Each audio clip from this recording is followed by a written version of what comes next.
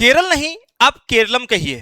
केरल नहीं, अब केरलम कहिए, क्योंकि भारत सरकार ने इसको मंजूरी दे दी है, कैबिनेट ने मंजूरी दे दी है। तो कैसे किसी राज्य का नाम परिवर्तित होता है, आज हम उस पे जानने वाले हैं। पूरे 8 स्टेप लगते हैं किसी भी राज्य का नाम परिवर्तित करने में। क्या आज तक किसी राज्य का नाम परिवर्तित हुआ है? क्या मध्य प्रदेश का नाम परिवर्तित हुआ है? क्या उत्तर प्रदेश का नाम परिवर्तित हुआ है? क्या उत्तराखंड का नाम पहले कुछ और हुआ करता था? क्या भाई साहब कर्नाटक का नाम पहले कुछ और हुआ करता था? तो इन सभी के अगर हम बात कर रहे हैं, इन सभी के नाम चेंज कैसे किए जाते हैं, हमारे संविधान में क्या प्रावधान है, उन सभी के बारे में आज हम चर्चा करने वाले हैं, आज हम उस पर जानने वाले हैं। तो बेटा ध्यान रखिएगा, केरल नहीं, अब हम कहेंगे केरलम। तो आइए चर्चा करते हैं कैसे किसी भी राज्य का जो नाम है वो परिवर्तित किया जाता है। केरल विधानसभा ने आधिकारिक तौर पर राज्य का नाम बदलकर केरलम करने का प्रस्ताव पारित किया था। अब इस प्रस्ताव को केंद्रीय मंत्रिमंडल ने मंजूरी प्रदान कर दी है। तो पहले तो हम ये जानने जा रहे हैं आज कि सर किसी भी राज्य का जो है नाम कैसे परिवर्तित किया जाता है, ये तो भाई हमें पता ही नहीं। तो आज हम उसके बारे में पूरी तरीके से आपको विस्तार से बताने वाले हैं। सबसे पहले तो आपको बता देते हैं टोटल कितने स्टेप लगते हैं। तो बेटा याद रखना 8 चरण होते हैं किसी भी राज्य का नाम परिवर्तित करने में। कितने बेटा? 8। सर 8 स्टेप लग जाते हैं किसी एक का नाम परिवर्तित करने में। हमें तो अपना नाम परिवर्तित करना होता है तो हम कभी भी कर देते हैं, हमारे दोस्त तो डेली नाम परिवर्तित करते हैं। तो भाई नहीं, ये आपके दोस्त का नाम नहीं है, आपके घर में नाम नहीं है, ये किसी स्टेट का नाम है और स्टेट के नाम को चेंज करने में 8 भाई साहब स्टेप लगेंगे। पहला स्टेप बताओ सर हमें। पहला स्टेप होता है जिस स्टेट का नाम चेंज करना होता है। जिस स्टेट का क्या करना होता है बेटा? नाम चेंज करना होता है। वह स्टेट अपनी जो विधानसभा होती है, ठीक है बेटा, विधानसभा होती है, उस विधानसभा में आपको याद रखना है बिल लेकर आता है। ठीक है, अब जैसे ये बिल लेकर आएगा तो बिल कहा करेगा अपनी विधानसभा में बिल पास करेगा। अब जैसे ये बिल पास हो जाएगा तो फिर क्या होगा सर? फिर क्या होगा? फिर ये आपको याद रखना है केंद्र सरकार के पास जाएगा। केंद्र सरकार में कहां पहुंचेगा? तो बेटा ध्यान रखना है एक गृह मंत्रालय, और गृह मंत्रालय क्या करता है बेटा? याद रखना है इसकी क्या करेगा? समीक्षा करेगा।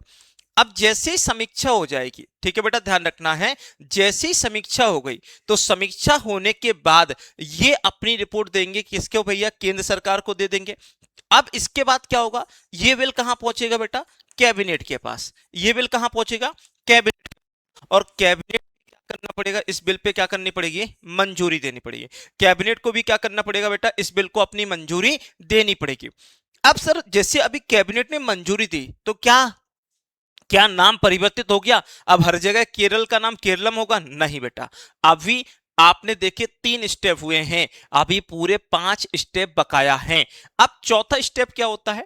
चौथा स्टेप ये होता है कि ये फिर आपको याद रखना है दोबारा से स्टेट के पास पहुंचेगा, और दोबारा से जैसे स्टेट के पास पहुंचेगा तो आर्टिकल नंबर 3 कहता है कि राज्य जो है वो अपने विचार दे सकता है। राज्य जो है वो भाई साहब याद रखना क्या कर सकता है? अपने विचार दे सकता है। फिर 5 में क्या आता है?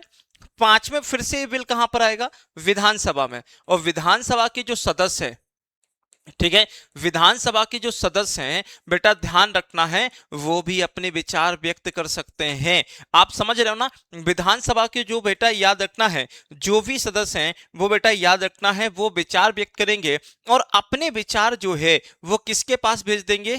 केंद्र सरकार के पास। किसके पास भेज देंगे बेटा? केंद्र सरकार के पास। अब देखिएगा इसके बाद क्या होगा सर? इसके बाद आपको बता देते हैं केंद्र सरकार काम क्या करेगी? संसद में केरल का नाम परिवर्तित करने के लिए बिल लेकर आएगी। संसद में केरल का नाम परिवर्तित करने के लिए क्या लेकर आएगी? बिल लेकर आएगी।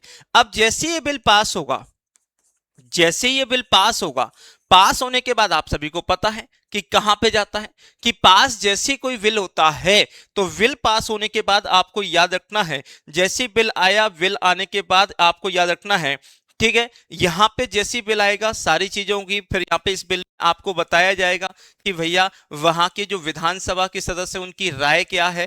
ठीक है, इन सबको भाई सब राय वगैरह। अब भाई इसके बाद देखेगा 7वें नंबर में आपको याद रखना बिल पे क्या करनी पड़ेगी, मंजूरी यानी कि पास होना पड़ेगा। और फिर इसके बाद आपको याद रखना है, यहां पे आपको याद रखना है राष्ट्रपति को अपने क्या करने पड़ेगी, राष्ट्रपति जी अपनी क्या करेंगे भैया, मंजूरी देंगे।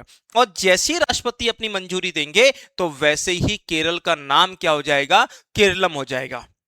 वैसे ही क्या हो जाएगा भैया, केरल का नाम क्या हो जाएगा बेटा, केरलम हो जाएगा। इस बात को अपने दिमाग में बिठा लेना है। तो देखिएगा मैंने पूरा का पूरा स्टेप बताया कैसे किसी राज्य का नाम परिवर्तित होता है। आइए जानते हैं। देखिएगा तो अब देखिएगा इसके आगे बात करते हैं। यहां पे देखिएगा केरल विधानसभा ने 24 जून 2024 को सर्वसम्मति से एक प्रस्ताव पारित किया था जिसमें केंद्र से राज्य का नाम आधिकारिक तौर पर बदलकर केरलम करने का आग्रह किया था।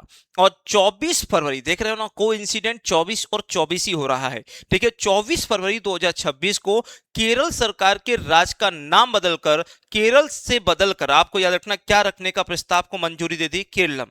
ठीक है भैया, ध्यान रखना। अब भाई साहब केरलम, इसके बाद देखिएगा यहां पे देखिएगा अगर हम कहें तो बेटा याद रखना जो यहां के स्थानीय लोग हैं, जो राज्य सरकार है, वो केरल को रियलिटी में केरल नहीं बोलती, आज भी नहीं बोलती, वो केरलम बोलते हैं। और केरलम बोलते हैं तो बेटा ध्यान रखिएगा, अगर हम कहें तो केरल तो वैसे भी आपको पता है नारियल की भूमि के नाम से जानी जाती है। तो बेटा मसालों का अगर कहा जाए सबसे ज्यादा कहानी यहां पर ही होती है। इसके बाद देखिएगा अनुच्छेद 3 क्या कहता है। अनुच्छेद 3 के अनुसार संसद कानून द्वारा भाई साहब देखिएगा संसद ही किसी प्रकार से किसी भी राज्य का नाम परिवर्तित कर सकती है। देखिएगा ये में किसी राज्य से क्षेत्र को अलग करके या दो से अधिक राज्यों या राज्यों के भाग को मिलाकर या किसी क्षेत्र को किसी राज्य के भाग में मिलाकर एक नया राज्य भी बना सकती है, ऐसा भी कहा गया है। किसी भी राज्य का क्षेत्रफल बढ़ा सकती है, किसी भी राज्य का क्षेत्रफल कम कर सकती है, और किसी भी राज्य की सीमाओं में परिवर्तन कर सकती है, और किसी भी राज्य का नाम बदल सकती है। ये सब इसी में कहा गया है बेटा, ध्यान रखेगा। ठीक है, इतिहास की बात कर लेते हैं। तो प्राचीन काल में आपको याद रखना केरल शब्द का जो हमें उल्लेख मिलता है वो आपको याद रखना है केरल पुत्र के तौर पर 3री सदी ईसा पूर्व में आपको याद रखना अशोक के शिलालेख में भी हमें मिल जाता है बेटा, तो याद रखना है। इसके अलावा आपने देखा होगा कि जब वास्को डी गामा भी आया था, कालीकट में आया था। तो ये सारे के सारे देखिएगा बहुत सारी चीजें हैं, तो आप सभी को अच्छे से ध्यान रखना है। यहां पर केरल राज्य का उदय कब होता है, तो बेटा ध्यान रखिएगा केरल राज्य का जो उदय होता है वो 1 नवंबर 1956 में होता है, जब राज्य पुनर्गठन अधिनियम 1956 लाया जाता है। केरल के पहले प्रधानमंत्री कौन है, सॉरी प्रधानमंत्री बोल दिया मैंने, सॉरी मुख्यमंत्री कौन है बेटा, ध्यान रखना। ठीक है बेटा, मुख्यमंत्री कौन है। इसके बाद देखिएगा आपको बता देते हैं कि प्रथम राज्यपाल कौन बने थे, तो बेटा याद रखना रामकृष्ण राव जी बने थे। ठीक है, तो ये सारी चीजें आपको ध्यान रखना है। इसके अलावा अगर हम बात करते हैं केरल का वर्तमान स्वरूप क्या है, तो विधानसभा की सीटें कितनी 140। ठीक है, लोकसभा की अगर बात करते हैं 20, राज्यसभा की अगर बात करते हैं 9, और राजधानी क्या है, मुख्यमंत्री कौन है और राज्यपाल कौन है, ये सारी की सारी चीजें आपको यहाँ पे देखने को मिल जाएंगी। साथ ही साथ अगर हम देखें यहाँ पर यूनेस्को के द्वारा कुछ जो पश्चिमी घाट होता है जिसे हम वेस्टर्न घाट के नाम से जानते हैं 2012 में शामिल किया गया है। नेशनल पार्क देखिएगा हमने इसी के साथ केरल से संबंधित जितनी भी चीजें हैं वो भी ऐड कर दी हैं। जैसे नेशनल पार्क कौन कौन से हैं, साइलेंट वैली नेशनल पार्क बहुत आता है पेपर में, पेरियार बहुत आता है बेटा, आपने देखा होगा पेपर में हर बार क्वेश्चन देखने को मिलता है, अन्ना मुंडी जो है भाई साहब आपने देखा होगा। तो ये सारे के सारे नेशनल पार्क भी हमने यहाँ पे भाई साहब ऐड कर दिए हैं। इसके बाद देखिएगा केरल की प्रमुख नदियां, केरल की जो प्रमुख नदियां हैं वो भी आपको ध्यान रखना है, और सबसे इंपॉर्टेंट नदी है आपको पता होगा। ठीक है, आप लोगों ने बिल्कुल भैया पेरियार जो है वो इंपॉर्टेंट रिवर है यहाँ की। इसके बाद अगर हम बात करते हैं कि अन्य राज्यों एवं प्रमुख शहरों के नाम परिवर्तित करना, अन्य राज्यों एवं जो आपके प्रमुख शहर हैं उनके नाम परिवर्तित करना। जैसे पहले अगर हम बात करते हैं कि जब 2000 में आपका एक पार्ट अलग किया गया था उत्तर प्रदेश से, उसको बोलते थे उत्तरांचल। आज उत्तरांचल को अगर देखा जाए वर्तमान में क्या बोलते हैं, तो उत्तराखंड के नाम से जानते हैं। 2007 में उड़ीसा का ओडिशा हो गया, मैसूर राज्य का कर्नाटक है, ठीक है, मद्रास राज्य का तमिलनाडु है, मध्य भारत का मध्य प्रदेश है, संयुक्त भारत का उत्तर प्रदेश है, केरल का देखो केरलम है 2026 में। तो ये सारी चीजें आपको ध्यान रखना है। इसके अलावा कुछ राज्यों के अलावा अगर देखा देखा जाए कुछ शहरों के नाम भी चेंज हुए कि भाई जैसे गुड़गांव का नाम गुरुग्राम हुआ, इलाहाबाद का नाम प्रयागराज हुआ, औरंगाबाद का नाम छत्रपति संभाजी नगर हुआ, बॉम्बे को बॉम्बे कहा जाता है, कलकत्ता को कोलकाता कहा जाता है, मद्रास को चेन्नई कहा जाता है। ये सारे नाम भी परिवर्तित हुए हैं।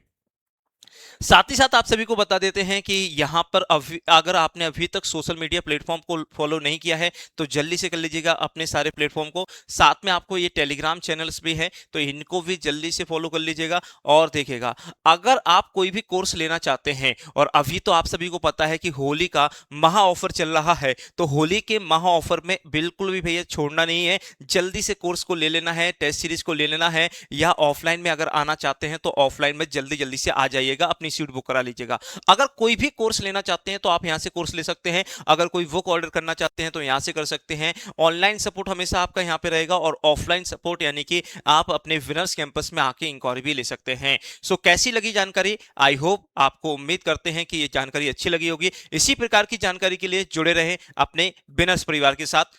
जय हिंद।